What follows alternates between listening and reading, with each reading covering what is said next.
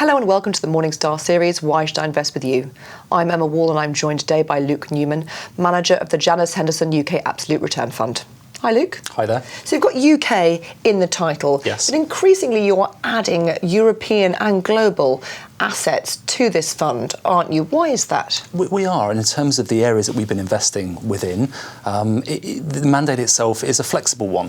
Flexibility in terms of not being fixed to investing on the long side. We find the short book as interesting as longs, and we've certainly generated a lot of returns from shorting companies we think are overvalued or imperiled going forward.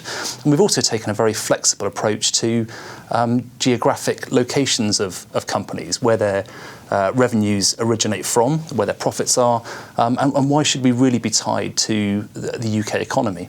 And so over the last 3 years in particular, we've started to identify more opportunities outside of the UK listing. And of course, that's very different to a UK economy. If you look at the FTSE, around 80% of revenues actually originate from outside the UK anyway. So what sounds like a very big shift is actually a very small one. And where then, seeing if you've now got the globe to play with, which in particular stock markets are compelling at the moment for you? So if we look at the long and the short side of the fund, I would say on the long side, we're finding increasing opportunities within continental Europe. And I think on a global scale, we've seen capital be withdrawn from Europe. You go back only a few months and the political landscape looked a lot more uncertain than maybe it does today.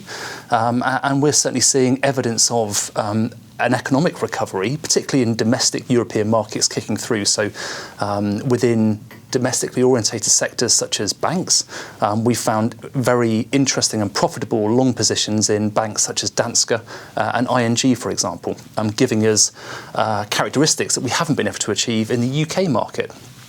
On the short side of the fund, there are a lot of sectors and companies around the world that do look pretty fully valued at the moment. One area that really strikes me as being a good opportunity on the short side would be in the US, and in particular, some of those bond proxy orientated sectors, consumer staples, which look very full in terms of valuation. Fundamentally, we're seeing the prioritization of cash flow over the last few years manifesting itself in a lack of investment and volume growth declining for a number of those consumer staples. And really in the space of the last few days, Amazon's approach for Whole Foods certainly has interesting consequences for food retail, but actually what about the second derivative? If you look for evidence in Amazon's engagement with their own supplier base in the other sectors that they're active in, it's not necessarily good news for companies that are generating a high margin using their brand as a defence. So I can see that sector, US staples, coming under a lot of pressure. You've mentioned valuations a couple of times there in that explanation. Is that a real driver for you and the team as to say what you're going to short, what you're going to make a bet on going down and profiting from, and indeed what you're going to buy and hope the share price comes up? It is, and I don't think you can invest in a serious way without a keen eye on valuation. Running an absolute return fund, I think we have to be pragmatic, and we can't run around buying every cheap share and shorting every expensive one. That's a sure way to losing your investors' money. We need to be aware of trigger points and catalysts. So we spend a lot of time meeting companies, doing fundamental work, and then waiting for the appropriate time to put that trade on.